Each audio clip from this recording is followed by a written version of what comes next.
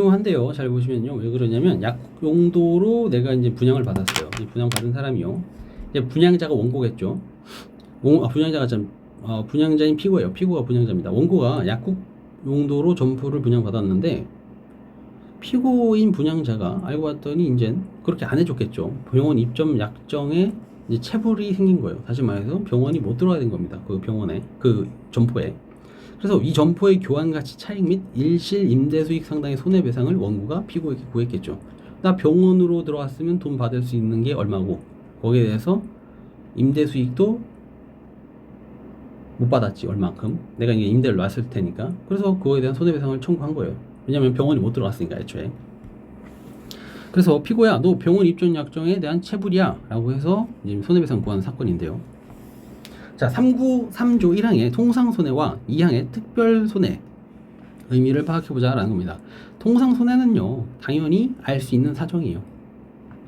2항은요 특별손해를 얘기하는데 채무자가 이를 알았거나 알 수 있었을 때 하나여 배상 책임 있다라고 규정하고 있습니다. 됐죠? 그러니까 일반 경험칙에 비추어 생각되는 범위의 손해가 통상손해고요. 밑에 보시죠. 빨간 줄 2항의 특별사정이라는 손해는요 당사자들 사이에 개별 구체적 사정에 따른 손해를 말합니다.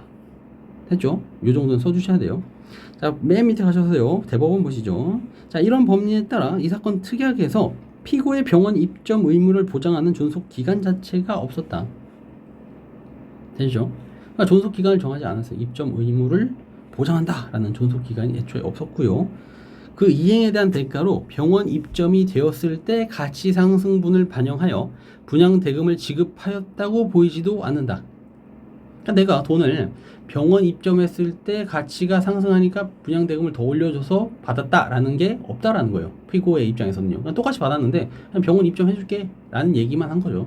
이 정도.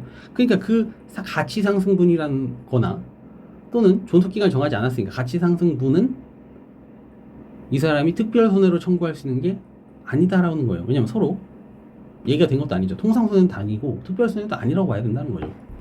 그래서 이 사건 점포 시가의 차익 상당이 병원으로 들어갔을 때 얼마였고 그렇지 않을 때는 더 싸고 이럴 수도 있죠. 점포 시가의 차익 상당이 피고의 병원 입점 의무 불이행에 따른 원고의 통상손해라고 보기도 어렵다.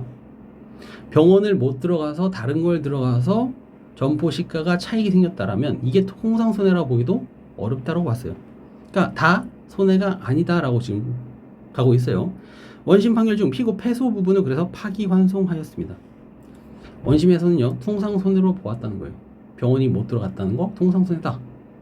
됐죠? 하지만 대법원은 아니다 라고 봤어요. 됐죠? 근데 이제 원고가 이긴 게 하나 있어요. 잘 보시죠.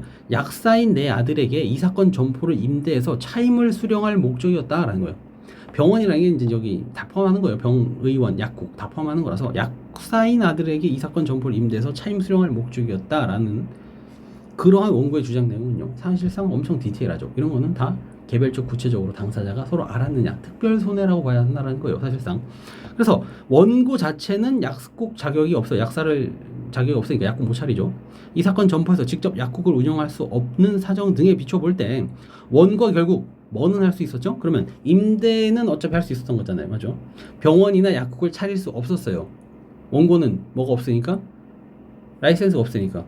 그래서 하지만 뭐는 하려고 했죠? 약국을 꼭 넣어야 됐어요. 병원을 꼭 해야 됐어요. 라는 얘기는 알고 있었죠. 누가? 피고가요. 그런데 원고는 당연히 뭐가 없었죠? 라이센스가 없다는 거를 피고는 당연히 알고 있었을 거예요. 그러니까 당연히 뭐에 대한 임대 수익은 당연히 받을 수 있었던 거라고 봐야 된다는 겁니다. 되셨죠? 그래서 일실 임대 수익 상당의 손해배상을 구할 수 없다고 단정하기는 어렵다. 다시 말해서 일실 임대 수익 상당의 손해배상을 구할 수는 있다라고 본다라는 겁니다. 되셨죠? 그러니까 임대 수익은 받을 수 있다. 왜? 원고는 라이센스가 없어서 병원을 꼭 입점시켜야 돼요 라고 얘기했다라는 건 결국 임대 수익 받을 거였다라는 거죠. 그건 누구나 통상 예상할 수 있었던 부분이다. 그래서 두 개예요. 자, 점포 시가의 차익은 통상 손해가 아니다. 임대 수익은 통상 손해다 라고 봤다라는 겁니다. 여기까지 할게요.